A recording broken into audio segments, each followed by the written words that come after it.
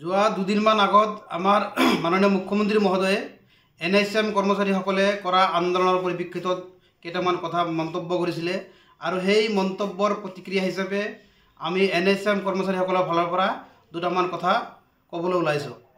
মাননীয় মুখ্যমন্ত্ৰী মহোদয়, আমি যি আন্দোলন কৰি আছোঁ এই আন্দোলন হঠাতে কৰা নাই। আপুনি 2016 চনতে NSM কৰ্মচাৰীসকলক বিকশিত অসমৰ সেনানী বুলি আখ্যা দিছিল আৰু ঘোষণা কৰিছিল যে নতুন চৰকাৰ গঠন হ'লে প্ৰথমটো কেবিনেটতে ঠিকাভিত্তিক NSM কৰ্মচাৰী আৰু ঠিকাভিত্তিক শিক্ষকক আপুনি নিয়মীকৰণ কৰিব, অথবা যেতিয়ালৈকে নিয়মীয়া নহ'ব তেতিয়ালৈকে সপ্তম দৰমহা আয়োগ মতে দৰমহা দিব বুলি আপুনি ঘোষণা কৰিছিল 2016 চনতে।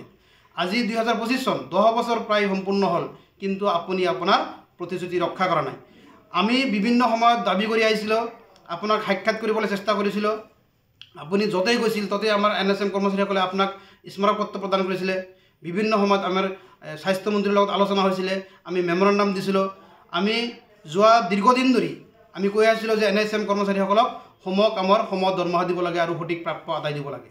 কিন্তু আপোনালোকে NSM কৰ্মচাৰীসকলক এই কৰ্মচাৰীসকলৰ যি দাবী দীৰ্ঘদিনীয়া, এই দাবীসমূহ পূৰণ নকৰাৰ কাৰণে আজি যোৱা কিছুদিন ধৰি আমাৰ NSM কৰ্মচাৰীসকলে নিজৰ প্ৰাপ্য বিচাৰি আমি আন্দোলন কৰিবলগীয়া হৈছে। আৰু এই আন্দোলন সম্পৰ্কে আপুনি যি ধৰণৰ মন্তব্য কৰিছে, এই মন্তব্যই প্ৰত্যেকজন NSM কৰ্মচাৰীসকলৰ মনত আৰু অন্তৰত অত্যন্ত দুখ দিছে। সেইকাৰণে আমি আপোনাক ক'ব বিচাৰিছোঁ যে আমি কোনো ধৰণৰ ব্লেকমেইল কৰা নাই। আমি আন্দোলন কৰিম বুলি বা আমাৰ যি দাবীসমূহ আছে সেই দাবীসমূহৰ উল্লেখ কৰি আমি যোৱা 15 দিন আগতেই আপোনাক মেমৰেণ্ডাম দিয়া হৈছিল, ইণ্টিমেশ্যন লেটাৰ দিয়া হৈছিল আৰু সেইসমূহ প্ৰত্যেকজন বিষয়ক দিয়া হৈছিল আৰু প্ৰত্যেকজন জিলা আয়ুক্ত আৰু আমাৰ MD ছাৰকো দিয়া হৈছিল যে এই দাবীসমূহ যদি পূৰণ কৰা নহয় আমি খুব সোনকালে আমি আন্দোলন কৰিম বুলি ঘোষণা কৰিছিলোঁ। কিন্তু আপুনি কোনো ধৰণৰ আমাৰ লগত আলোচনা কৰিব বিচৰা নাই।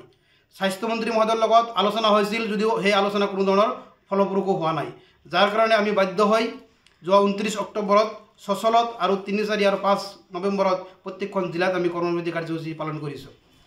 আমাৰ মূল দাবী আছিল কি? সম কামৰ সম দৰমহা। এইটো আমাৰ ন্যায্য দাবী।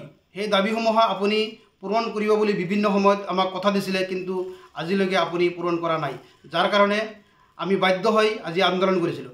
আপুনি কৈছে যে NSM কৰ্মচাৰীসকলে হেল্থ কেম্প বৰ্জন কৰিছে। আমি আচলতে হেল্থ কেম্প বৰ্জন কৰা নাই। আমি ইতিমধ্যে 109টা হেল্থ কেম্প এটেণ্ড কৰিছোঁ আৰু বাকীকেইটা হেল্থ কেম্প আমি নিশ্চয় এটেণ্ড কৰিলোঁ হয়, হেল্থ কেম্প সম্পূৰ্ণ কৰিলোঁ হয়। কিন্তু আমাৰ কিছুমান বিষয়াই আমাৰ NSM কৰ্মচাৰীসকলক কৰা বিৰূপ মন্তব্যৰ কাৰণে আমি এই হেল্থ কেম্পসমূহ বৰ্জন কৰিবলৈ বাধ্য হৈছিলোঁ। আমি এতিয়াও আশাবাদী আছিলোঁ যে মাননীয় মুখ্যমন্ত্ৰী মহোদয় আমাৰ দাবীসমূহ আপুনি মানি ল'ব, কিন্তু তাৰ পৰিৱৰ্তে আপুনি বিভিন্ন ধৰণৰ মন্তব্য কৰি আজি আপুনি এটা সময়ত কোভিড যুদ্ধ বুলি আখ্যা দিয়া সেই NSM কৰ্মচাৰীসকলক আজি আপুনি বিভিন্ন ধৰণৰ মন্তব্যৰে আপুনি অপমান কৰিব বিচাৰিছে। গতিকে আকৌ এবাৰ আপোনাক আমি কৈছোঁ যে আমি কোনো ধৰণৰ ব্লেকমেইল কৰা নাই।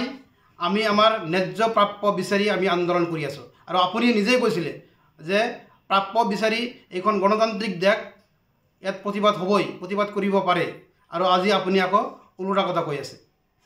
গতিকে এতিয়াও আমি আপোনাক অনুৰোধ কৰিছোঁ, আপোনাক দাবী জনাইছোঁ যে NSM কৰ্মচাৰীসকলে যি দাবীক লৈ আমি আন্দোলন কৰি আছিলোঁ, সম কামৰ সম দৰমহা আৰু ৰাজ্যিক কৰ্মচাৰীৰ সমমৰ্যাদা প্ৰদান কৰা, সেই দাবীসমূহ অতি সোনকালে আপুনি মানি লওক। আৰু আমি কোনো পেছাগত আন্দোলনকাৰী নহয় যে আমি আন্দোলন কৰি থাকিম সদায়। আমিও সেই আন্দোলন বন্ধ কৰি দিম।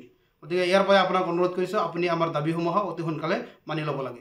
যিকোনো খবৰৰ বাবে যোগাযোগ কৰক 7099017330 লগতে 7099017110 নম্বৰত।